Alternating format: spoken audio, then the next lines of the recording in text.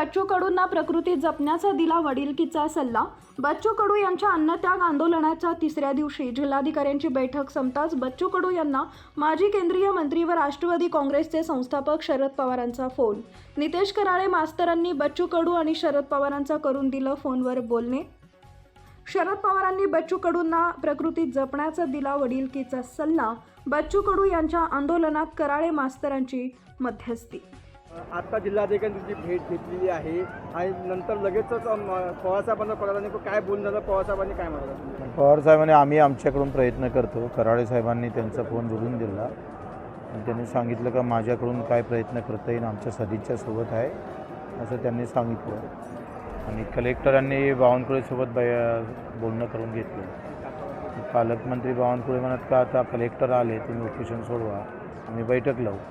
मी त्यांना सांगितलं बावनकुळेंना तर बैठकीवर काही उपोषण सोडणार नाही, निर्णय घ्यावा लागेल आणि निर्णय घेतल्याशिवाय आम्ही ते काही हटणार नाही.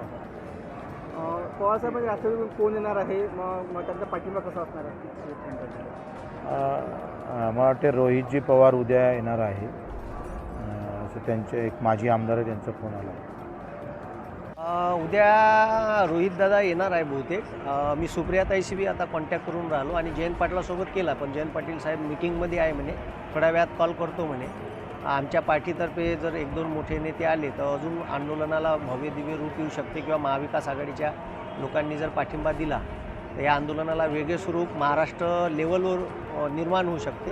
आणि शेतकऱ्याचे, मच्छीमारांचे, बेरोजगार युवकांचे, दिव्यांगाचे साधे प्रश्न बच्चूभाऊंनी मांडले आणि ते रास्त प्रश्न आहे. आणि शासनाने ठीक आहे जे अजूनपर्यंत मनरेगाचे पैसे दिले नाही, दुधाचे भाव कमी करून टाकले, त्याची सबसिडी खाऊन टाकली, ठीक आहे, SC STच्या मुलांचे पैसे डायवर्ट करून टाकले, जे पोरं स्कॉलरशिपवर शाळेत कॉलेज शिकत होते.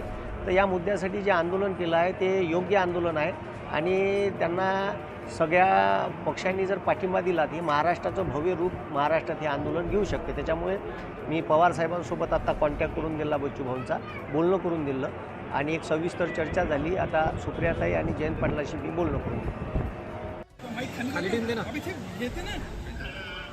हां बच्चू बोलतो. हां नमस्कार. आज कलेक्टर आले होते, कलेक्टर आणि SP आले होते. पालकमंत्र्याशी बोलणं झालं, ते म्हणतात आम्ही मीटिंग लावू. म्हटलं आम्ही मीटिंग लावण्यावर काही उपोषण मागं घेत नाही, आम्हाला निर्णय पाहिजे, निर्णय झाल्याशिवाय आम्ही काही मागं हटणार नाही.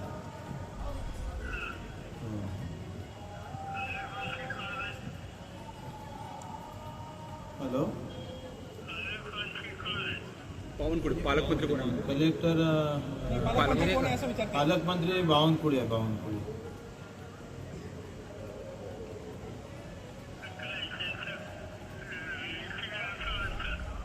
हो.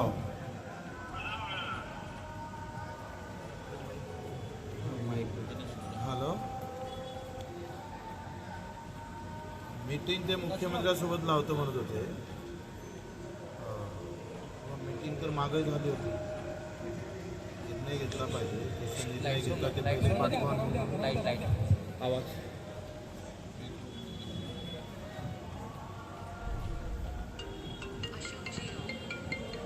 उद्या तुमच्याकडून कोणी आलं तर बरं होईल.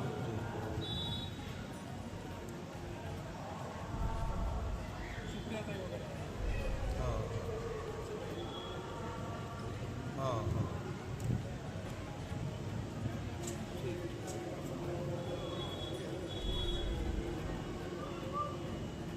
हाँ